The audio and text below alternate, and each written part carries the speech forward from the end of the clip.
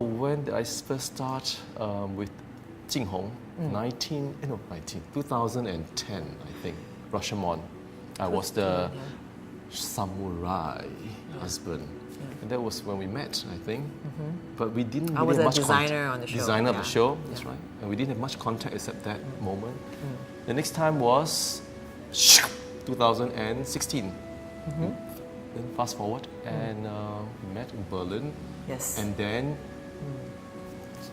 And then you had time? Yeah, I had time. And Jino said, "Are you willing to come and do some research?" In January, I said, 2017, I said, yeah, why not? 2 weeks. And then the next one was Blank Run, June 2017. I think what made me ask you after we met up, so many years later in Berlin, was because we talk about the whole idea of, because you came up from dance, right? But it's not just like dance as a choreographer, but you were talking about you are actually pulling further away from the whole idea of dancer and choreography, where it's about movement. Right. You talk about you were much more interested in exploring why you move, right? And your project Hold My Hand, That's right. So I thought that a lot of times you can create a piece from music and from feel, but I think as theater goes further, or rather it goes wonders, further from just relying on text. I think dance is going towards that direction of going further towards finding, ideas and concept or messages behind moving, impulses behind moving. So I think we were getting closer and closer. I think also because something you said about always in rehearsal, right? Sometimes it's about the external going internal, and sometimes the internal coming to external. Inside out, outside out in, right? Yeah. And then dance is always a movement of body is a very outside thing. The form, right? The form, but sometimes form informs us about our intention. Correct. It tells us more about why we move. Why we move. Yeah. And that is actually it's not mental. It's actually and then you start to analyze it, and that can be very useful. Correct. I think it's very useful for maybe that's why also I was interested as well to say let's work with actors because actors. They use text intentions. a lot. They're so clear, and the physical, psychological analysis is so strong. But sometimes I thought, let's see if we put them in a different plane and let them explore different things and see what happens. And I thought we could support each other. Correct. And also, Correct. I was very clear. I told you, I'm not doing dance. You know that. And you know that. You knew that anyway from Rashomon, I guess. You kind of see that I wasn't just going for dance. Yes. I think it is precisely because both of us are quite open-minded about forms. The thing that we overlap are human bodies, right? Characters on stage, characters in person, body in space, right? That we were open to the idea of finding why we move, what is the biggest story we're telling, and then whether it's through text, whether it's through movements, whether it's through composition, it became sort of a sparring dialogue process, right? And then yet we have tools between the two of us to get people, to externalize, express, right, and tell stories that way. I think the similarity for us is also that we are also devising a lot. We work with the actors, both of us. I mean, so that we have similarities in our I won't say method, but our approach is quite similar. I think it's a belief in how you create materials. Where does it come from? Yes, we ask the same question. Yeah. Although the medium is different. Yeah. You start from text and then you go into a character. I go into like, what would the character do? What would the form, if I change the form, what would you as a character feel? I mean, the character can feel anything, but if I change that form, what does it inform? So, but we have different tools because of our medium, but our approach is quite similar, and that's why we have quite easy process. But naturally, because it's the director's role to handle everything, normally I ask her first, what does she want from the scene? Maybe what is my initial impression? Exactly. Or my initial objective, right? Yeah. But I think in some ways you are also the director's head, except the form is different. We're in charge of different things, but we're actually all directors. Yes, exactly. In other words, we are actually all directing the development of what we're in charge of, Absolutely. right? Yes. So I think a lot of times when you work, I watch, or when I work, you watch, right? We switch roles. When you're inside working with actors, sometimes you lose that direction. you lose sight of certain things that from the outside you can see. So when you give them something and you're working on movement, then I'm seeing intentions clearer, right? Or narrative clearer. And sometimes when I give them, intentions and narrative, more kind of a brainy, intellectual approach, then you look at what the body is doing. So because we look at the human behavior, we see what their body tells us, the body language, we hear oral, verbal language, right?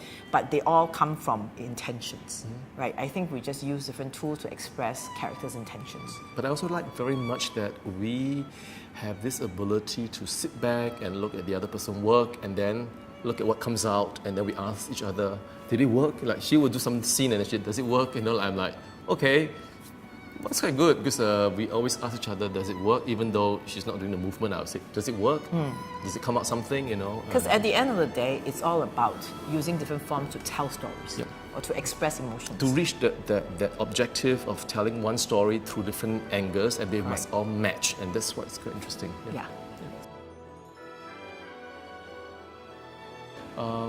I think the bunch of actors that Jian Hong has, gathered, like the last group that we had to research, I told her they were very, very experienced actors or performers, I would say even, not just actors, like actors text and everything, but basically on stage they know how to handle themselves, their body language, they are aware. They have different character, different personalities, but they are very aware of their presence on stage, body-wise, speaking from a person who works with movement and body. So it's not so much a challenge, it's in a bad thing, like more, not so much of an obstacle, but it's more a challenge. How do I bring up different sides of each of them? And that's very, very exciting because everyone offers different ability. Like we have now 8 actors, right? And everyone comes from different training as well. Some of them from, this kind of training, some singer, drummers, musician, but they all have common, how do you say that? Openness to explore bodies, and that makes it very easy. So what my job is when I come here, I would give them warm up to kind of create a kind of a common language where we can start working, because they are usually actors most of the time. So what I need to do is to create a common platform for them to understand my language. So I transfer certain tools to them. We do warm up every day. We try to do half an hour warm up, so to get them working together. And body works together, create common vocabulary, also understand each other. When you work with bodies, yesterday someone said we create this thing called 默契. How do you say it in Chinese? Chemistry. You feel chemistry. You feel closer, because you are touching and you cannot get away from each other's sweat and body and skin. Suddenly you go, oh, I seem to know you better, after one day, and that's a very good way of breaking the ice between people, between actors, because you are in your own role and you're thinking of your own thing, and then suddenly you are in the space and you're all sweating and struggling with the movement. You're swapping sweat. And then they have a common target. Oh my God, the body is so tiring, and they share the same pain, and they're like, oh my God, so they bond together, and that's quite an effective way of bonding a group of people together. That's how I feel. I think the other thing is because all of their background are so different. Yes. So there is this, best of both worlds, because the openness, the building of the team and chemistry and commonness is really important, because you have a lot of ensemble work where they just have to be one unit. But yet individually, they are also their own unique. I think because all the actors are from different backgrounds, and they have all different trainings and different colors. It's just like, like color pencil, 8 different colors. So even though they have to come together as one cohesive ensemble, but each of them brings something different. Yes. And I think what Ming has been also doing is to allow them to discover this uniqueness about their own body, and their own different modes of expressions and impulses, and use that for creating distinctively different characters. And they're great they're really good about doing the jobs, they're like really getting really into it and find their own personality in the character. And that's really nice. And also the other thing is because I think that they each have different strengths. That's right. For example, you're talking about Yu Ting has the drumming and physical training, and then Yu Tao is 戏剧, training, and then Sugi is agile, 以丞 has 歌仔戏,戏曲 training also, Right. and then Bobo and Wang Wei, allows characters to inhabit their bodies. And Jodong musicals and swing dance. So they each have very different strengths. So obviously you're going to use their uniqueness to help them, amplify, and you certainly not going to ask Sugi to do the flip because Yu Ting can do that better. Yeah. Or Yu Tao can probably do it as well. Oh yeah, that's true. Yes. I think for this work, the unique part about this is that you will see a group of people, a group of actors or performers coming together to not only do text, but also the fact that this performance at this play is not a regular play. It's going to be layered in different ways, different time frame, different space and time. So all the elements coming together with movements, a video, and then the music and the characters switching forward and backwards creates a very, multi-layered performance with a lot of surrealistic kind of elements inside. I think it's not just one element that's important. I think every element has to match. And I think that is what is interesting, where you see all the elements matching together. I hope that the audience don't really only see, oh, that's the dance part and this is the movie part. No, it must all match at the same time, that it goes so smooth, nobody would wonder why this thing happened. It should all just happen at the same time in a very seamlessly matched together, that you will not make the difference whether it's dance, are they dancers or are they actors, or it doesn't matter. You just see a story being told by 8 actors going through a journey, and in all different elements. I think a lot of times when you do cross-discipline work, right, then the dancer will be the dancer, the celloist will be the celloist, and the actor will recite lines, right? I think in this case, I think the biggest challenge for them too is that they have to be everything, right? But it's not just everything across different modes or different forms of performance as an actor, but I think sometimes actors are set pieces, then set pieces are actors, right? Multimedia moves, actors don't. So the cross is not just crossing zones from my movement to your text. It's actually crossing in such a way that they are all sort of overlapping into each other's zone. Right? So say, sometimes you get a sense of movement in space through people and set. Sometimes you get a sense of movement in space through multimedia. Sometimes you get a movement through space through the panning of the sound, right? So how do you define space? It can be defined by every single element of expression.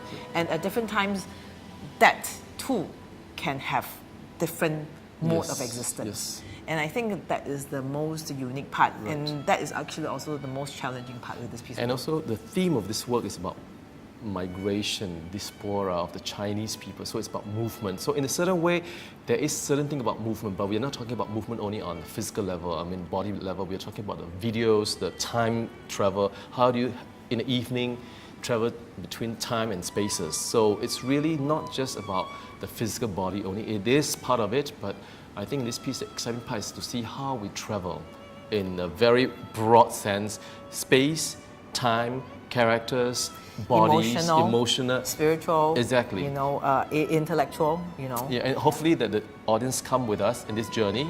Obviously, that this journey that it's more complex than just saying, okay, I'm going to bring story A to story B, the end. No, it's laid in such a way that you see movement in different dimension, and that I think is what I would say is exciting about this work.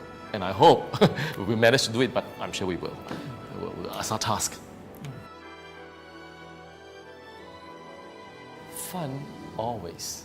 We won't be doing things. I won't be doing things that's not fun for me. Seriously, right? So yeah, it's challenging. It's a lot of work, but I think if it's not challenging and difficult and scary, then it is not worth spending the time for so many people, jumping in together. I think that's part of the fun part, right? That going to something that you actually do not know what will come out at the end, but you kind of have an idea like, we will get there if we stick together long enough. Yeah. Well, it's sort of like the journey of the characters in the play, right? Like we're sailing into the unknowns, right? We're exploring the unknowns. But at the same time, it is with really good fellow journeymen. I think it is really important that you can only do this kind of a leap if you know that more than one person. It's like, you know, like the X-Men, right? Like if one person got special power, no use. You need the whole academy or the Avengers, right? That's right. So what are you in the X-Men? I don't know. I'm still figuring it out. I think I opened and locked the door of the academy. Which character is it? Like morning, open the door, The and at night I janitor, lock is it it? up. Yeah. Like that. Yeah. How about you? Well, I think you're Xavier. You just sort of mind. You're kind of mind person. You know, you like. Hey, Tell but Rosa my come hair in. not like yours, like you more suitable. But you're the female version. Okay, Okay, you okay. like. Then how about Okay, you, call Rosa? me. Who can I be? Don't know, eh? X-Men kind of like. I think you are the one that like bounce around then poof and poof. Oh, the Nightcrawler. Ah, I think maybe The that German one, right? Is The it German? Nightcrawler, yes, Ah, German. German. Kurt something. Okay, all right. I think Julian. I don't know. Julian must be. Julian maybe is Spider-Man. Quite young and good looking. But not X-Men, you know. Oh, that one is It doesn't Avenger. matter. Wrong. It doesn't Cross. matter, doesn't You matter. don't cross, man. Okay. Julian. Sandra. Oh, I think Julian is a Xavier. I think we just don't know. He's controlling all of us. I think Yeah. he's mine. I think, yeah, Sandra actually is the person that builds the wheelchair that he's on. She just doesn't know she's actually there all the time. Yeah, because if she plays music, she turns off the volume, also no use. No use. Yes, Yeah. she's the auto technician. Yeah. Yeah, Mitch and Kenny. Well, I think Mitch is the person that created X-Men. We are all the in draw, a the show. draw. We're the show within the show. And then Kenny. Kenny, I think, is the person that runs the power company. That, you know, Xavier enter, no power, don't pay electric bill, cannot. Thank you.